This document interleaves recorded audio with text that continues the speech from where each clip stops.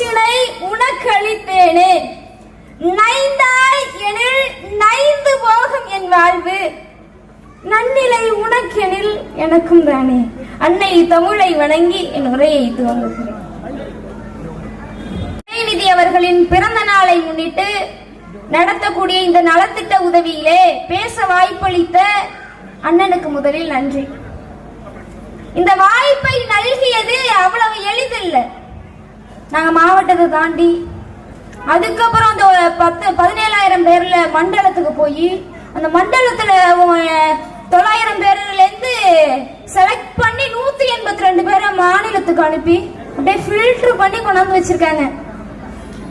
அவ்வளவு எளிதா கொண்டு வரல எங்களை. இந்த வாய்ப்பை நல்கிய துணை முதல்வருக்கு இந்த நேரத்திலே நன்றியை தெரிவித்துக் கொள்ள நாங்கள் கடமைப்பட்டிருக்கிறோம்.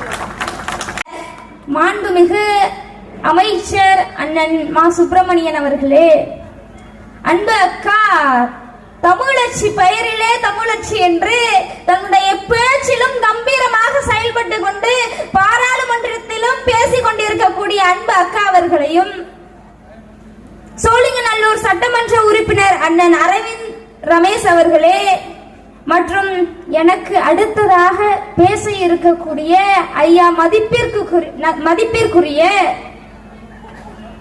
சோழனின் சொர்க்க பூமியாம் தஞ்சையில் இருந்து வந்திருக்கக்கூடிய ஐயா கூத்தரசன் ஐயா அவர்களை, மற்றும் கழகத்தின் உடன்பிறப்புகளே, இளைஞரணிகளே, மாவட்ட ஒன்றிய உறுப்பினர்களே, உங்கள் அத்துணை பேருக்கும் திருவாரூர் கனிமொழியின் அன்பு வணக்கம். மானம் கடுப்பாறை, அறிவை தடுப்பாறை, மண்ணோடு பயர்த்த கடப்பாறை, வானம் உள்ளவரை வையம் உள்ளவரை யார் இங்கு மறப்பார் ஈரோட்டு குளவன் தந்தை பெரியாரை. ஆம், தந்தை பெரியார் மட்டும் இந்த மண்ணிலே இல்லாது போயிருந்தால் பெண் என்பவள் எப்பேற்பட்ட வாழ்க்கையை வாழ்ந்திருப்பாள் என்று சற்று சிந்தித்து பார்த்தாலே போதும், அதற்கான விடயம் கிடைத்துவிடும். இத்தனை மீடியாக்கள்லாம் வீடியோ எடுக்கிறாங்க, என்ன பண்ண போறாங்கன்னு நாளைக்கு யூடியூப்ல போய் பார்த்தாதான் தெரியும். திமுகவின் புதிய பேச்சாளரின் பேச்சு நாளை பார்க்கணும். பயமாதான் இருக்கு, என்ன பேசுறதுனே தெரியல, என்னத்தை போட போறாங்கன்னு. தலைமையிலேருந்து வரை எங்களுக்கு அறிவிப்பு வந்திருந்துச்சு, பேசக்கூடிய இடங்கள்லாம் பார்த்து பேசுங்க அப்படின்னு. அவர் கிழவன் அல்ல, நம் கிழக்கு.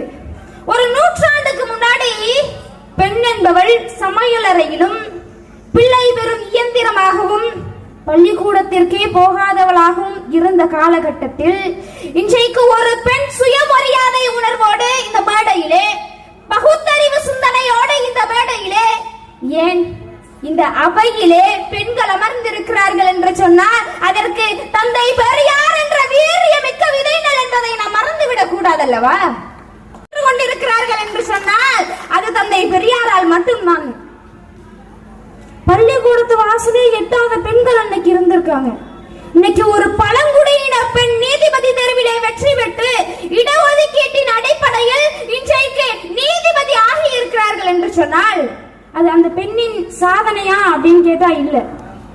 அந்த பழங்குடியின சமுதாயத்தினுடைய சாதனையா அப்படின்னு கேட்டா கிடையாது. ஒட்டுமொத்த பெண்களிற்கான சாதனையா அப்படின்னு கேட்டா இல்ல, தந்தை பெரியாரின் சாதனை, அவரின் சாதனையாகத்தான் நான் பார்த்து கொண்டு இருக்கிறேன். பேரறிஞர் அண்ணா அவர்கள் சுயமரியாதை திருமணத்தை கொண்டு வந்தது அவர்தான். மகளிர் அணியை உருவாக்கியது பேரறிஞர் அண்ணா என்பதை நாம் மறந்துவிட முடியுமா? முத்தமிழறிஞர் கலைஞர் கொண்டு வந்த மிகப்பெரிய திட்டத்துல ஒண்ணு என்ன தெரியுமா? இன்னைக்கு மோடி சிலிண்டர்னு சொல்லிக்கிட்டு இருக்கீங்கல்ல, உஜ்வாலா திட்டம். அந்த உஜ்வாலா திட்டத்திற்கு கலைஞர் தான் முன்னாடி என்பதே பலருக்கும் வியப்பா இருக்கு. இத 15 வருஷத்துக்கு முன்னாடி தமிழ்நாட்டுல கொண்டு வந்தது முத்தமிழறிஞர் கலைஞர் என்பதை நாம் மறந்து விட முடியுமா? நீ படித்தால் மட்டும்தான் இந்த உலகத்தையே பாராளலாம் என்று சொல்லி இன்றைக்கு இந்தியாவிலே 2வது மிகப்பெரிய நூற்றாண்டு நூலகமாக இருக்கக்கூடிய அண்ணா நூற்றாண்டு நூலகத்தை ஏற்படுத்தி கொடுத்தவர் முத்தமிழறிஞர் கலைஞர் என்பதை நாம் மறந்துவிட முடியுமா? நியமிக்க வேண்டும் என்று சொல்கிறார் முத்தமிழறிஞர் கலைஞர். அதன் அடிப்படையில் தான் இன்றளவும் செயல்பட்டுக் கொண்டிருக்கிறது. சாதாரண எளிய பெண்களையும் எளிய கிழவிகளையும் அரசியல் பேச வைத்தது திராவிட முன்னேற்ற கழகம். எப்படின்னு கேக்குறீங்களா? ஒரு நூற்றாண்டுக்கு முன்னாடி நம்முடைய பாட்டி காலத்திலாம் தெருவுல ஒரு வீட்டுல தான் டிவி இருக்கும். எல்லாரும் அங்க போய் தான் பார்க்கணும், சேனலை எட்டி பார்த்துக்கிட்டு.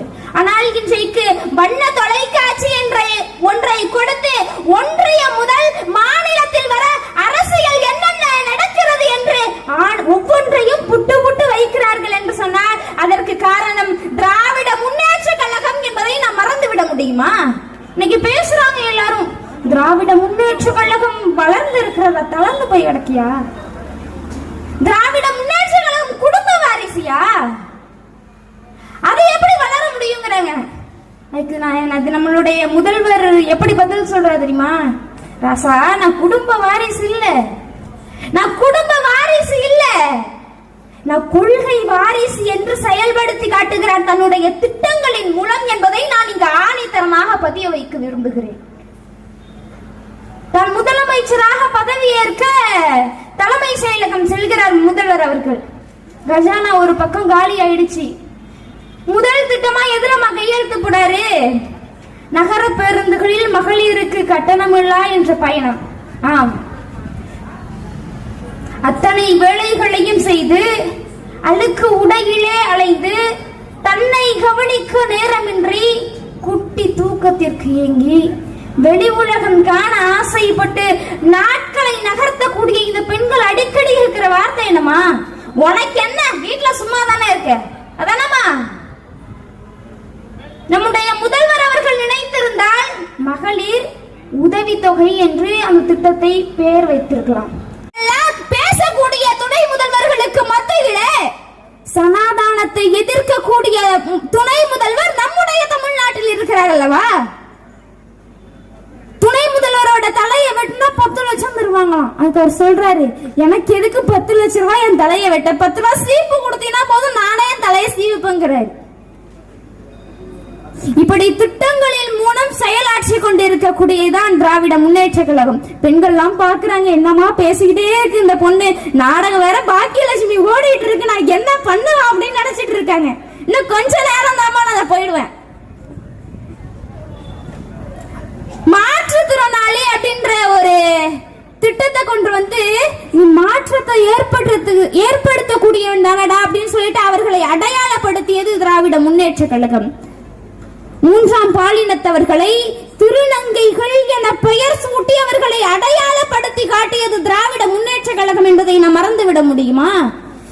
சேர்க்கும் அளவிற்கு எங்களை கொண்டு வந்து சேர்த்திருக்கிறார்கள். நாங்கள் திராவிட முன்னேற்ற கழகத்தின் கொள்கைகளை கொண்டு சேர்த்து 2026 கண்டிப்பாக திராவிட முன்னேற்ற கழகம் தான் வெற்றி பெறும் என்று சொல்லி இந்த செய்தியை சொல்லிட்டு போக விரும்பணும்.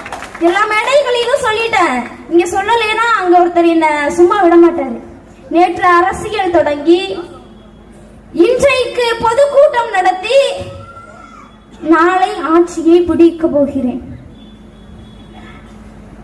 நேற்று அரசியலை தொடங்கி இன்றைக்கு பொதுக்கூட்டம் நடத்தி நாளைக்கு ஆட்சியை பிடிப்பது என்பது அரசியல் தான். அரசியலில் ஆகாத ஒன்று சினிமாவில் மட்டும்தான் சாத்தியமாக இருக்கும். இது அரசியல் என்ன, உடனே எல்லாம் இதுல ஆட்சியை பிடிக்க முடியாது.